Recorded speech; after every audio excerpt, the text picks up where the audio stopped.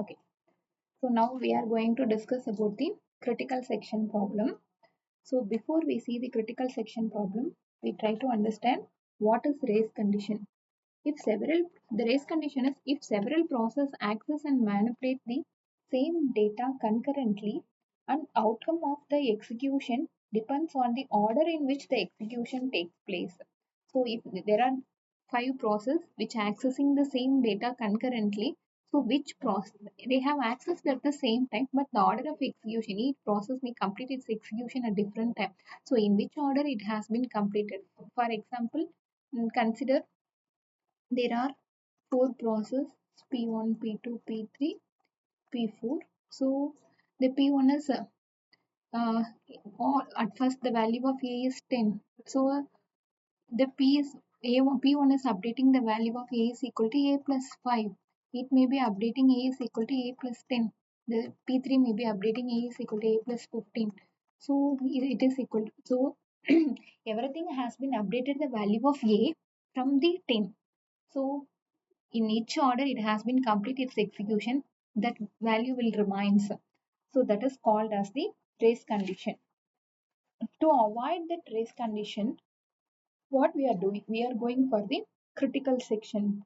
So the critical section is the segment of code in which process may be accessing and updating the data that is shared with at least one another process.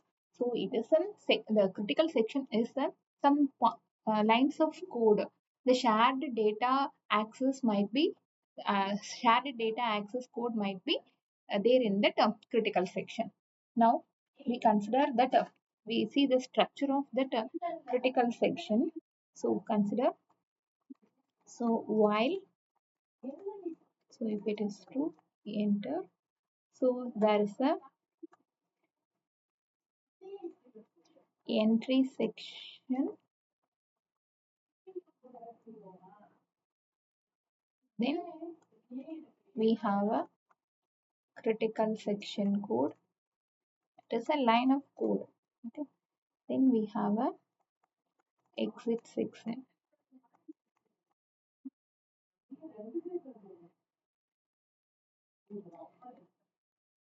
So after that we have a remaining code that is available in the reminder section.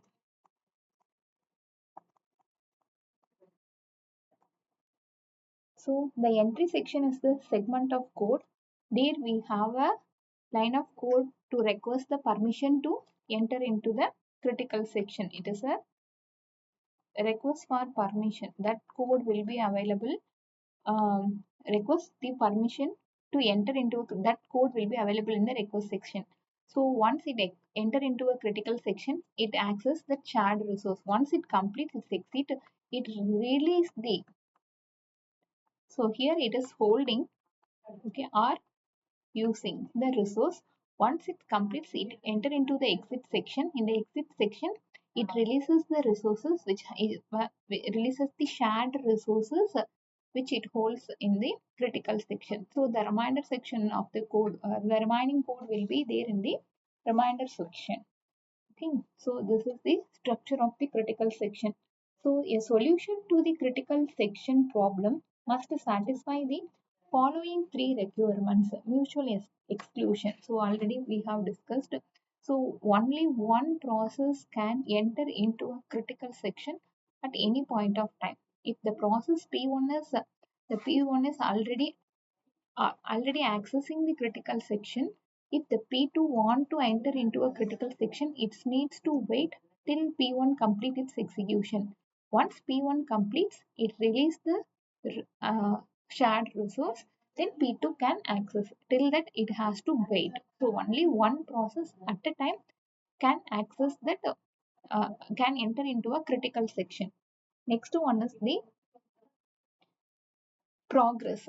So here in progress, uh, there are n number of processes waiting to enter into a critical section, ready to enter into a critical section.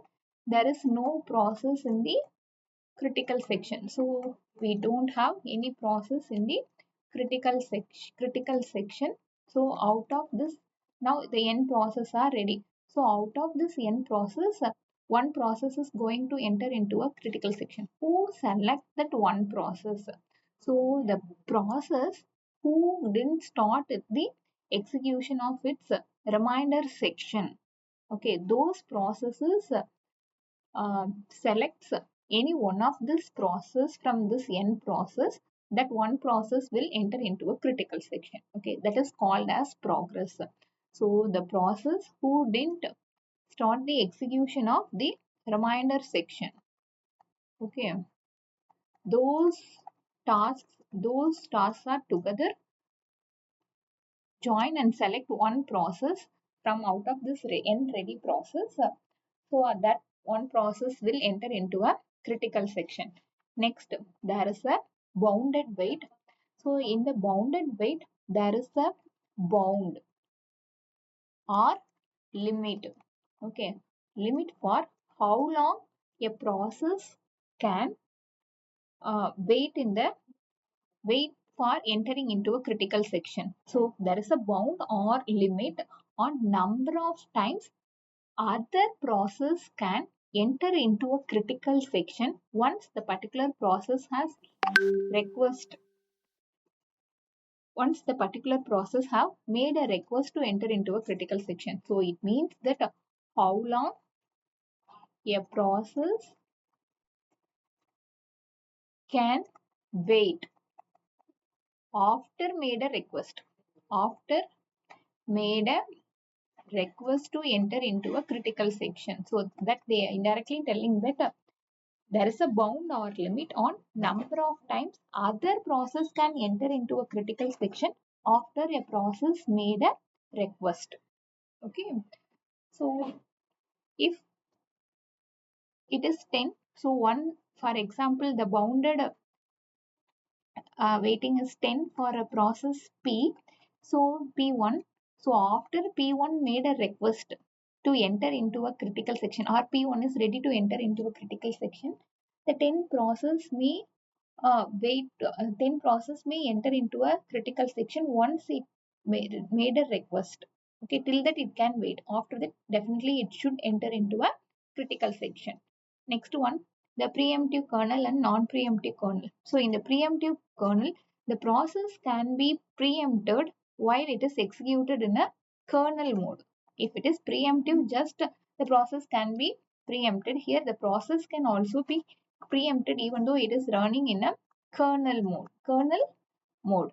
So here non-preempted, the process cannot be preempted. Once it has been allocated to a CPU, it cannot be preempted till it complete its execution or go for a waiting state. Here they are talking in terms of kernel mode. So here we have discussed what is race condition. So the race condition is several processes access and manipulate the same data concurrently. So the outcome of the process depends on depends on the order of execution. So this is the structure of the critical section. So entry section, critical section and exit section. The critical section is a segment of code in which the process may be accessing and updating the shared data that is updating the data that is shared with at least one other process. In the entry section, we need the we have a code to request to enter into a critical section. So in the critical section, it accessing the shared data.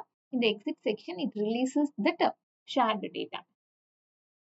So mutual exclusion, only one process can execute at the critical section at a time. Other process, if even though if wish to enter into a critical section, needs to wait. So progress is if there are n process are wish to enter into a critical section. So at the meantime, there is no processes in a critical section. The processes which are not executed its reminder section will select one process from out of this n process, that one process can enter into a critical section. Next, so the bounded wait, there is the bound or limit on number of times the other process can enter into a critical section once the process made the request to enter. Thank you.